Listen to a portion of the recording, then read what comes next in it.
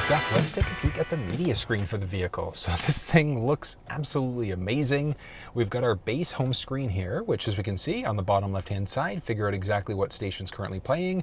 We've got our current battery percentage, what our current range is. We've got a little handy map on top of that, so a few different options available.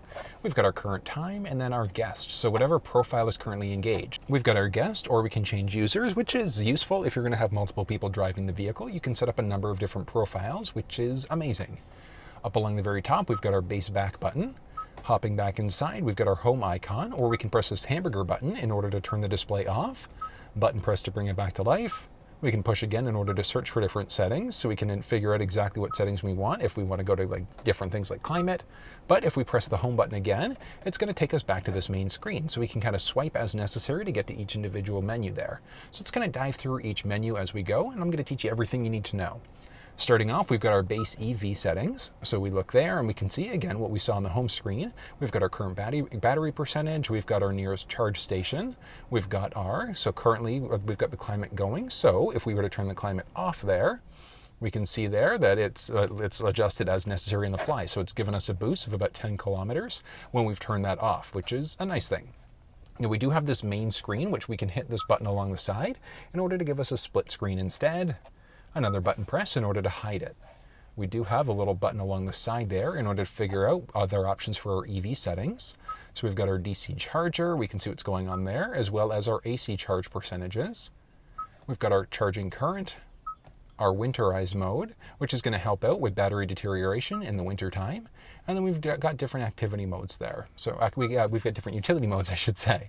We've got our next departure time, and we can also schedule certain things as well, which is very useful. So where this comes into play is if you're going to be going and leaving at different or the same time of the day every day. So what we can do is we can schedule our departure times, and we can schedule it for both charging and climate. So if you want to, let's say, charge overnight when electricity rates are cheaper, we can schedule that to do it. If we want to have the climate come on, let's say 5 minutes before we have to leave, we've got the flexibility to do that on top of that. We've got this, as you can see there, so our current electricity transfer. And moving back down, that's going to be the base settings for the EV there. We've got our map setting next. So this is our factory navigation built in. As you can see there, it is fairly responsive. We've got our nice pinch to zoom available. We've got this along the top to bring us back to center again. We've got our current direction there, and we can kind of adjust true north versus the direction we're actually facing. We've got options for our navigation volume. So as we come up to an upcoming turn, do we want the voice and then sound effect? Yes or no? And then if we want it, you can hear it there. Guidance will be at this volume.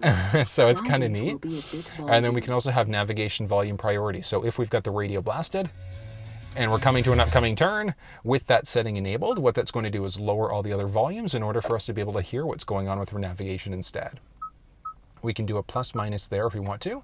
I guess we can also do a pinch to zoom. We've also got our auto mode, and then we've got some options for searching. So we hit search there, and we can easily just start typing in an address, and we're going to give it a second. So we're going to go type some things in, and we can kind of adjust. I'm not sure why it's doing that. So let's say 570 King. What's it going to do there? So it gives us a series of options available. Let's just choose a random one. We can set it as our destination. And there we go. So we've got the route that's come up. We've got our alternative routes that are available there. So we can choose one or the other. We can start guidance. We can add in waypoints. So if we need to make a pit stop along the way, we can set that up. And we can also avoid certain things. So if we want to avoid freeways, toll roads, and things like that. So let's say if we want to avoid toll roads, let's recalculate. So it's given us that route with a secondary alternative route now. So we do have quite a little bit of flexibility there. And moving back out again, and we've got this main section, and we've got either our best, or we've got some options for distance. We've got the flexibility to also search using our voice. So we can search for point of interest icons and a number of other things by going that route instead. Then we can also X out if we want to go that route. We've got a number of different options along the side there, so you can see different places that people have, well, quite a few places that people have taken this car so far. It's kind of neat. We've got our home and work address that we can set up on top of that. So it's beneficial because we can press the voice command prompt on the steering wheel, and we can say things like go home, go to work, whatever the case may be, and it's going to automatically navigate us there. We've got our EV charging stations, which is kind of neat, so we can see what stations are very close by. I love that we've got that option. Pressing the hamburger menu there, Oh, it's just a drag and drop. Oh, that's, yeah, the hamburger button is literally just a slider for us to go up and down. I think that's slightly redundant, but it's neat that it's there all at the same time. We've got nearest position, so our current nearest. We've got near center of the map, so where we've got this thing centered. And then we've got different favorites, so if we can save out different favorite stations if we wanted to. Back and back, and that's the basics there. Pressing this hamburger button, we've got nearby point of interest icons for either the display or we can show the categories instead. So we've got charge stations, gas stations, grocery, and a number of other options going left versus right side. Moving back again into that hamburger menu, we've got our EV range. So it's going to show us exactly where we can get based off of where we currently are, which is kind of neat, because then that gives us an idea of how far we can travel before we look at having to make a stop, which I think is kind of neat. Moving back, we can get rid of that EV range if we want. We can save different options. We've got some traffic, display live traffic if we want, and then we can also turn the display off again, button press in order to bring it back to life. Now, we've got the flexibility if we're on the home screen, we can kind of swipe across to get into the map, but there also is a hot button press down there. So we can just press navigation or map if we want to. So pressing map will bring us into the map. Pressing nav will bring us into our navigation menu. So we've got our point of interest icons, save places, Hyundai dealerships. We can add in multiple favorite addresses along the side on top of that. Button press in order to get out of that, and then button press again in order to get back to the home screen here. So very, very simple in order to go through our map as well as the navigation menu, which we saw by pressing that navigation button. But point of interest icons and a number of other options that are available. So as we saw that earlier, we've got EV charging stations, ATMs, banks, things like that. And let's go back home, and then we've got our navigation menu down. So next up is adding a phone. So adding a phone inside of the vehicle is pretty straightforward. If we just hit the phone button. All right, so we press the phone button and we've got quite a few different options. So a number of phones that have already been connected. We can add in, we can go to settings, or we can cancel. So let's go add. Bluetooth on from your device in order to search. On your device, select the name that matches vehicle name on the screen. And we're just waiting for Ioniq5 to show up, and it has, so we're just going to press that button there. Numbers match up. Hey, do we want to allow favorites and contacts to sync up? Yeah, we can allow that for now. All right, and we should be fully connected. So let's go back into phone for a second. There we go. It's downloading my contacts there. So we've got that. We've got my contact books. We've got my number there as well. We've also got our voice command prompt. And if we've got multiple phones connected, we can press the button along the very top right-hand side in order to be able to swap out phones as necessary. We do have this little slider there, so we press that, and again, that gives us our little split screen, or we can hide it as necessary. But it's very straightforward. So now we go back home. Now we've got a few different options for media and things like that. So we can press the media button down there, and that gives us our main media there. We can kind of adjust in order to go to different media now. So we've got AM, FM, Sirius XM, Android Auto, and Apple CarPlay are grayed out because I'm not currently connected. We've got my Bluetooth audio on my phone, and we've got Sounds of Nature, which we'll get to in just a moment. So we can close that out very simply. Now, actually, why don't we do this while we're here? So we're going back into phone, and as you can see, so as you can see here, we've got our phone we can hop back into, or we've got our phone projection. So as of right now, I'm not currently connected. So let's go through the process of setting up Android Auto and Apple CarPlay inside the vehicle. Starting off on the Apple CarPlay side of things, we're just going to take our USB cable and put it into the lower USB port. From there, opposite end of the cable, we're just going to plug ourselves in. Do we want to allow CarPlay while the phone is locked? Yes, we want to allow that. While using CarPlay, certain information will be available. We have to activate Siri. Perfect, and it should take a second there, and we should be boom, connected, and beautiful full screen, which is amazing. But as you can see, we've got everything connected there. We've got my Apple Maps, we've got Google Maps, and we've got Waze, and we can use any of these systems. Oh, let's cancel that out. We can literally adjust as necessary here if we want to. So we can kind of do a pinch to zoom, we can swipe around, we can go back to the main screen there, we can launch into Google Maps. Live One is a radio app, so certain apps will work directly through this middle screen. Spotify, YouTube Music, things like that, you will have to connect over Bluetooth instead in order to play those. Like I mentioned, even if you had the YouTube app on your phone, you wouldn't be able to stream video through this middle screen whatsoever. But one of the nice things is that we do have a lot of flexibility as to how this thing looks and reacts. So if we go into our general settings on our phone, we go into CarPlay, we select the car, we can customize, and then from there we've got a series of different options available. So if you're a big fan of listening to your podcasts, you can move it to the top. If you want your audiobooks up there as well, so we can kind of adjust as necessary. We can also delete things which show up at the bottom here, but they're not on the screen now. So if you want to, you can add it back in. You can do a drag and drop on that hamburger button there to bring it back. And if you don't like what you've done, you've played around with it too much, we just do a reset in order to bring this thing back to the factory defaults instead. So very straightforward. Pressing that button will bring us back to this main screen, or we can press the Hyundai button to get back to this main screen instead. Hopping back into CarPlay, we can do that very simply. Back again and back, we can go back home. So very, very simple to do it. Now, if we ever want to adjust any of these settings, so we can do a couple different things. If we want to, we could forget this car, or we can disable CarPlay while locked directly on the phone. CarPlay, launching back in, and it's that quick in order to be able to reconnect to CarPlay if you've disconnected for whatever reason. And it's literally that simple, setting up Apple CarPlay inside this vehicle. Right now, setting up an Android device is the exact same process. If we're on this main screen there, all we're going to do is jump into our setup. We've got our device connections and a series of options available. So we've got our current device connections. We've got, as you can see, all the different phones that have been connected. That phone that I connected earlier, if we want to have it as our favorite, we can just do a drag to the top, and that's going to save that as a favorite device instead. We've currently got my phone and the music connected for it. If we want to, we can also go delete device, and we can delete this device if we want to. Just hit delete, yes, and it should take a second. 3, 2, 1, the phone is deleted, and it's that simple to be able to delete the device. And now adding in the Android. Bluetooth on from your device in order to search. On your device, select the name that matches vehicle name on the screen. Perfect, helps if I have this pulled up, and we've got the Ioniq5 there.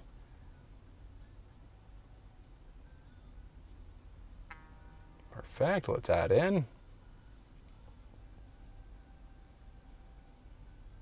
And as you can see there, we're fully connected. So it's that simple to be able to do it. Exactly what we saw on the iPhone side of things. Now, on the phone, it's also asking, do I want to allow access to contacts, messages, things like that? I'm just going to hit no for now, but you do have the flexibility to add it back in if you want to. So we've got the options there of going through. If we hit the home button now and jump into phone, we've got the phone that I've just connected. So we've got my phone pad there, we've got my command prompt, and we can also swap out phones along the top. And then along the bottom, I forgot to point this out on the iPhone side of things, but we also have the phone name, as well as our current status for both the connection as well as for our battery. So pretty straightforward. And we do have options. So if we hop back into our media for a second, so we go back into our media again, and we've got Bluetooth audio, which would be pulling directly from my phone instead.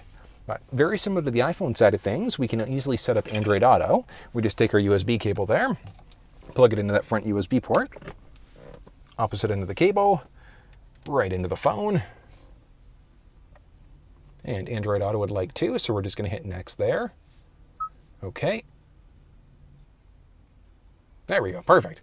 So it took a couple seconds there, but it has launched in. Now, unfortunately, as you can see there, we are just going to be a split screen. So we don't have the option for full screen inside of Android Auto specifically. Apparently there is supposed to be an update coming in late 2022, which will give us that full screen functionality, but it's not there as of yet.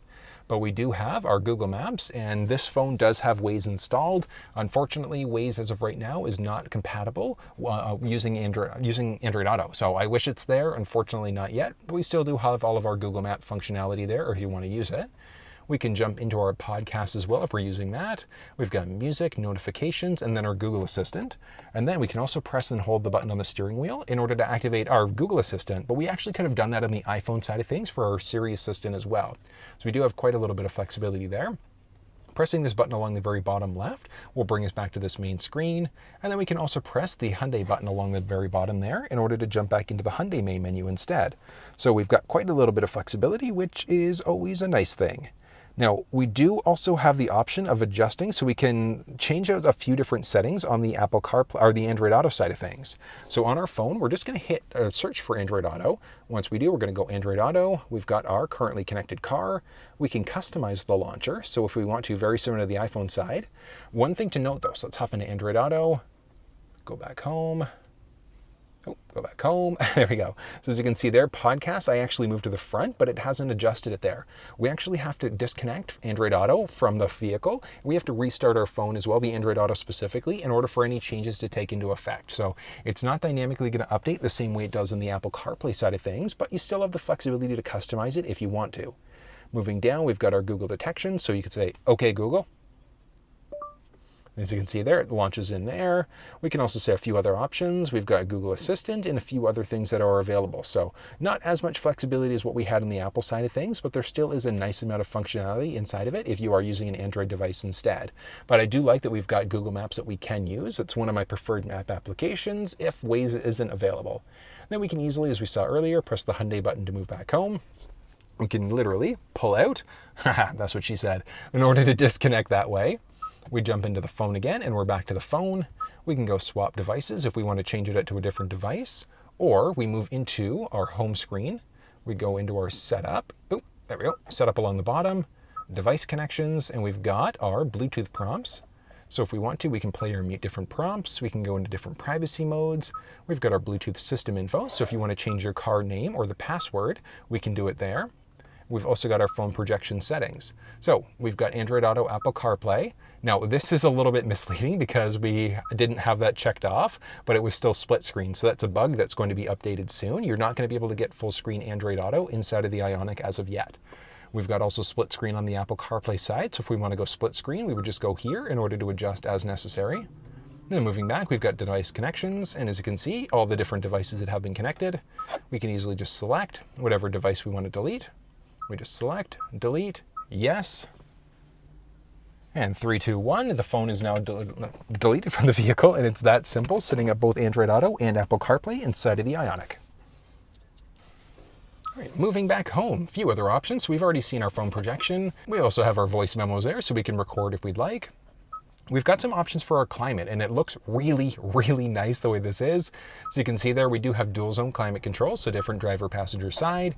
We've got our front heat. We've got the AC running. We can sync it up to whatever the driver side is. So let's say if the passengers are different, we just hit sync, brings it back to whatever the driver's default is. We've got our driver only option if we want to go that route. We've got our different fan speeds. If we wanted to adjust there, we could easily do it. Oh, so crazy. We can turn off if we want to. So we do have some climate control settings there. We also have them a little bit further down the center stack if we wanted to use that instead. Pushing this button, do we want it to go to our windshield face feet or any sort of weird combination of them? Moving back home, we've also got our warmers. So we could turn on our heated steering wheel if we want to, as well as our heated and ventilated heated front seats, I should say. And then we've got a few other options. So we've got our circulation modes, dehumidify, we've got ventilation, and then we've got our option again to jump back into our front climate. So front climate versus front warmer, we can button press in order to move between those screens if we want to. Like I said, we've got a few other options along the very bottom. Moving back home, we've got our climate warmer and then our valet mode. Valet mode, we do need Blue Link, but it would give us some nice flexibility. We've got our quiet mode, which is going to automatically lower all the volume in the vehicle. So useful if you've got a sleeping child or sleeping spouse. We've got our HD radio for traffic. We can jump into our setup, which gives us a ton of different options. So let's kind of go line by line, starting off with our vehicle settings. So we've got our driving convenience, we've got our highway drive assist, and then our auto speed change. Speed limit warnings. So if you're going above the speed limit, because we do have speed sign recognition, it's going to let us know. And we can get a warning, we can get an assist, so it's automatically going to lower the speed or lower the vehicle speed if we're going a little bit too fast. We've got some options for our warning timers, our warning volumes. So if we're potentially going to get into a collision, do we want a high, low, or a medium for our warning? Driver assistance. If we start to veer over too many times without signaling, it's eventually going to let us know that we should probably take a break. But we do have the flexibility to turn these systems off if we want to.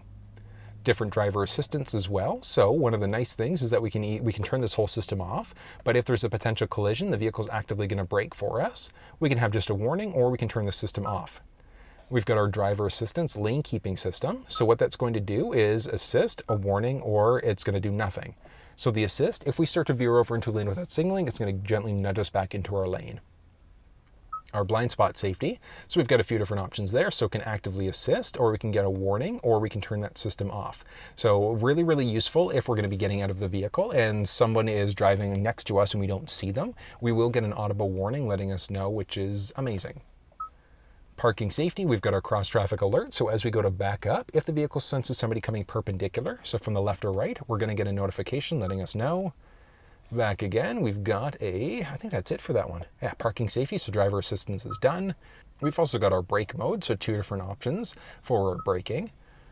We've got eco vehicles, so we've got our smart regeneration, which this is really useful. So we do have the flexibility on the steering wheel to kind of adjust as necessary. So when we're in the drive mode, we can adjust as necessary there. So we can do either level 1, 2, or 3.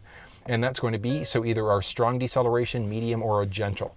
So one of the benefits is that as we go to decelerate, or as we take our foot off the brake, it's going to help to regenerate the battery of the vehicle, which is amazing. We can literally select how we want that to be. We've got our charging connector modes. So if we want to, we can have this thing locked out while charging always, or we can not lock it whatsoever. So if you want to, for added safety purposes, we've got some options there. And then some prompts when we go to charge the vehicle. Do we want those prompts to be a high, low, or medium? And from there, we've got some options for our cluster. So illumination, we do have the flexibility of adjusting it by our left knees. As you can see there, it's kind of moving as I push the button there. Or we can adjust it through this middle screen instead. We've got a blue light filter to help in order to relieve strain on our eyes if we're going to be driving later on at night. And you can also select how intense you want that blue light filter to be, which is kind of a neat thing. We've got other options, so we can automatically have it come on, or we can schedule it to come on at certain times of the day. And then we've got our extended rear camera. So really useful if you're going to be in gear as you're driving forward in order to keep that back view instead. Options for our climate, we can recirculate air if we want to. So whenever we use our fluid, we can have that happen. And then we've got different air circulation and ventilation modes. We've got some defog and defrost, so the vehicle will automatically do that for us as necessary. And then climate, so we've also got our auto AC drying. I believe, there we go. So we've got some options for lights. Turn signal, do we want to have it so that it's just a single turn that we get? So you can hear it there versus, let's say, a 5. So you can select either 1, 3, 5, or 7. We've got our headlight delay, which means that when we go to lock the vehicle, do we want our lights to stay on? And then our high beam assist, which is useful. So what's going to happen is if the vehicle senses that there's an oncoming vehicle, it's automatically going to reduce the high beam in order to not blind the driver that's in front of you. Moving back, we've got our door. So do we want to have the vehicle lock automatically based off of our speed or as we shift out of park? And do we want to have it unlock automatically when we turn the vehicle into park, when we turn the vehicle off, or do we just not want it to happen whatsoever and we have to manually unlock the doors instead? Approach unlock, so as we go to approach the vehicle, do we want the doors unlocking? Do we want to have to 2-button press unlock in order to unlock all the doors? And then we also have a remote window control, which means that we've got the flexibility to open and close the windows from just using the key fob.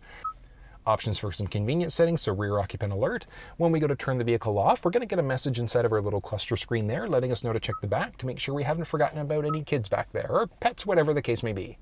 I believe that may have been the basics there. Keyboard language, what did I forget? Vehicle settings. I think that's it. Perfect. Vehicle settings are done. Next up, we've got, vehicle navigation. So series of different options for navigation there. We can choose our different font sizes if we want. Point of interest display. Do we want to show everything? Charging stations, cafes, pharmacies, etc. We've also got our different symbols. So if we want to change it out to something a little bit more personalized, we can.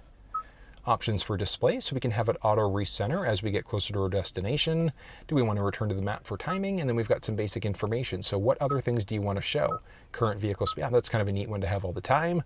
Our speed limits on the roads that we're currently traveling on. Options for guidance. Do we want to show our different guidance intervals? So our distance intervals, I should say. So how close are we coming to the upcoming turn? Voice guidance. Do we want to mute out the voice guidance option? We've got our border crossing. And then we've got some options for alert. Oh, I think there was one I missed there. Back and others. Of course, the generic others. We've got our previous destinations, so we can not save previous destinations. We can hide all these different options if we want to. Really useful if you want to be a little bit more private, and if you're going to be having a valet park your vehicle, our previously saved destinations just won't save, which is nice. We've got some options for user data, so if you're changing vehicles out, and our base GPS location. So if you're lost, not sure where you are, you can just plug these coordinates in to see exactly where you are. And moving back, device connections, which we saw earlier. So we've got all of our basics for phone projection and things like that. Back again, we've also got user profiles, which we saw when we were on the home screen, so we can adjust and create a number of different profiles. I believe the magic number on this one is 5 unique profiles that you can create. Voice recognition, so we've got either our beginner, normal, or expert mode. Expert mode means that things as we change, so we press the voice command prompt on the steering wheel. When we're in our expert mode, we're not going to get as many notifications as we go to do certain things. So change songs, radio stations, things like that. It'll just do it rather than prompting us. And next up, we've got our screen theme and layout. So we've got our black theme going right now. We can change it out to either white or black, or we can schedule the different displays to come on. So I'd say the black would be more like our nighttime display instead, versus the white, which as you can see there, nice and bright, that'll be more of our our daytime instead. But I personally love the look of the black one. It just looks really nice in this media screen setup. Options for screensaver. So as we go to turn the display off, nothing's there. We can have a digital clock instead if we want to. Oh, wrong button. We can have a digital display if we want to instead for a clock, or we've also got the analog clock instead. Options for split screen. So what's showing up on split screen?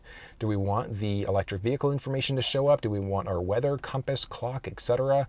Then we can just do a drag and drop in order to adjust which one's going to be showing up first, just by pressing and holding that little hamburger icon there.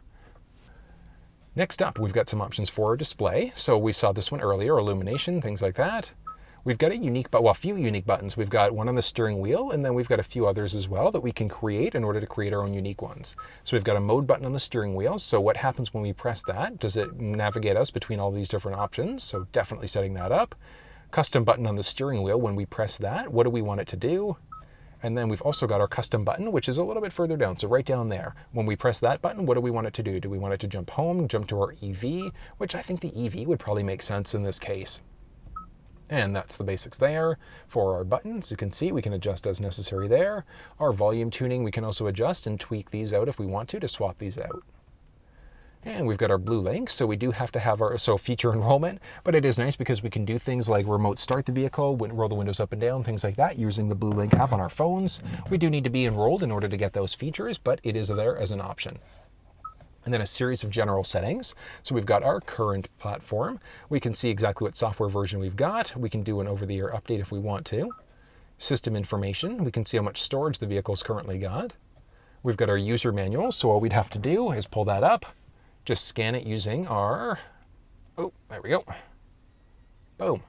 Okay, and then all we have to do is scan, go to that link along the very top, and that's going to pull us into our online user's manual instead. Date and time, do we want to set it to our GPS location, 12/24-hour mode? Our language, do we want to go English, French, Spanish, or Korean? Different options for our keyboard, as well as for the units, for our measurement units there. So a series of other options available. We've got some different things for media, or we can just do a reset in order to bring it back to our factory default screen instead. That's it for the setup. And jumping over, we've got our radio. So we've got our old kind of like knob look there, which is kind of neat. We can easily save presets out as well. So we just press this little star button along the side in order to save out presets as necessary. We do have a little tuning knob there that we can kind of push up and down in order to change. We can also do a press and hold if we wanted to seek that way instead. So we've got quite a few different options available. Quick little audio test again. Amazing sound, amazing band, amazing song, fantastic all around. We can also move this way. We can press this in order to change between AM, FM, Sirius XM, or if we want to, we can press the little media button there in order to jump in additional media. So AM, FM, Sirius XM, Bluetooth, we've got the option for a USB stick with MP3s on it as well. Moving back, too far. Let's go home, and where were we? Media, we've got Blue Link, which we saw earlier, and then our notifications. So Blue Link, you do need to have that set up in order to see if there are any active notifications for your vehicle. And then we've got our user manual. Now, one thing I didn't show you yet, if we go back into our media, would be, let's go media again, our sounds of nature. So if you're a bigger fan of like those soothing sounds, like, yeah, listen to this. So nice relaxing forest, and we've got a few different options that are available if you're a bigger fan of those ambient noises instead of going through the radio instead. But that's going to be everything you need to know about the media screen inside of the 2022 Hyundai Ioniq.